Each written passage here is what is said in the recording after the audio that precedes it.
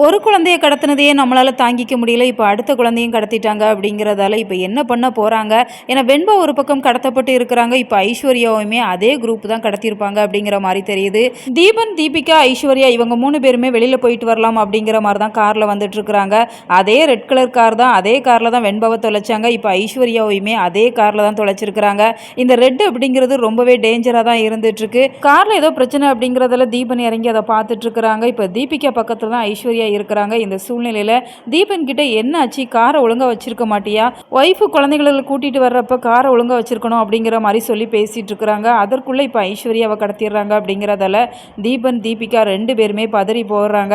ஏன்னா வெண்பாவை கடத்தி வச்சிருக்கிற அந்த லேடியுமே அடிக்கடி சொல்ற ஒரு வார்த்தை, 5 குழந்தைங்க வேணும், இப்போதைக்கு 2 குழந்தைங்க தான் இருக்கிறாங்க, இன்னும் ஒரு 3 குழந்தைங்க மட்டும் கிடைச்சிட்டாங்க அப்படின்னு சொன்னா 2 நாள்ல அவங்கள கைமாத்தி விட்டுறலாம் அப்படிங்கிற மாதிரி தான் இப்ப வெண்பா கிட்ட ரொம்பவே நல்ல விதமாகவும் அவங்க நல்லவங்க மாதிரி தான் நடந்துட்டு இருக்கிறாங்க. இப்போ வெண்பாவுமே அதை நம்பிட்டு இருக்கிறாங்க. 3 பேர் நம்மளை கடத்தி வச்சிருக்கிறாங்க, அந்த ஆன்ட்டியும் கடத்தி வச்சிருக்கிறாங்க அப்படிங்கிற மாதிரி தான் அவங்க ப்ளே பண்ணிட்டு இருக்கிறாங்க. இந்த சூழ்நிலையில் இப்போ ஐஸ்வர்யாவுமே கடத்தப்பட்டுட்டாங்க. அப்படிங்கிறதால வெண்பா இருக்கிற அதே இடத்துக்கு இப்போ ஐஸ்வர்யாவையும் கொண்டு சேர்த்துருவாங்க. 2 பேருமே என்ன செய்ய போகிறோம், எப்படி இந்த இடத்துல இருந்து தப்பிக்க போகிறோம் அப்படிங்கிற மாதிரி 2 குழந்தைகளுமே பரிதவிச்சு நிற்க தான் செய்வாங்க.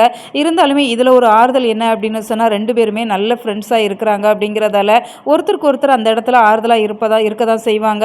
கொஞ்சம் பயத்தை கண்ட்ரோல் பண்ணிப்பாங்க. இதற்கு இடையில போலீஸோட உதவியினால தீபன், தீபிகா ஒரு புறமும் விஜய் மல்லி ஒரு புறமும் அவங்கவுங்க சோர்சஸ் மூலமாக கூடி சீக்கிரம் இந்த குழந்தைகளை கண்டுபிடிச்சி வீட்டுக்கு கூட்டிகிட்டு வந்தால் மட்டும்தான் ஸ்டோரி நிச்சயமான ஒரு பாசிட்டிவ் ட்ராக்ல கொண்டு போவாங்க. ஏன்னா குழந்தைகள் கடத்தப்பட்ட விஷயத்தில் 2 பேருமே ரொம்ப ரொம்ப மன உளைச்சலுக்கு ஆளாகி தான் இருப்பாங்க. தீபனோட ஃபேமிலியாக இருக்கட்டும், விஜயோட ஃபேமிலியாக இருக்கட்டும், ஒரு குழந்தை வீட்டில் இல்லை அப்படின்னு சொன்னால் அவங்க வீட்டில் நிம்மதி இருக்குமா? மல்லியுமே ரொம்பவே கண்ணீர் விட்டு அழுதுகிட்டே தான் இருக்கிறாங்க. தன்னோட குழந்தை எப்போ வராங்களோ அப்போ தான் தனக்கு நிம்மதி அப்படிங்கிற மாதிரி மல்லி சொல்கிறாங்க. ஸோ கூடிய சீக்கிரம் கண்டுபிடிச்சிருவாங்க அப்படின்னு சொல்லி எதிர்பார்க்கலாம். உங்களோட கருத்துக்கள் என்ன அப்படிங்கிறத மறக்காம கமெண்ட் பாக்ஸில் தெரியப்படுத்துங்க.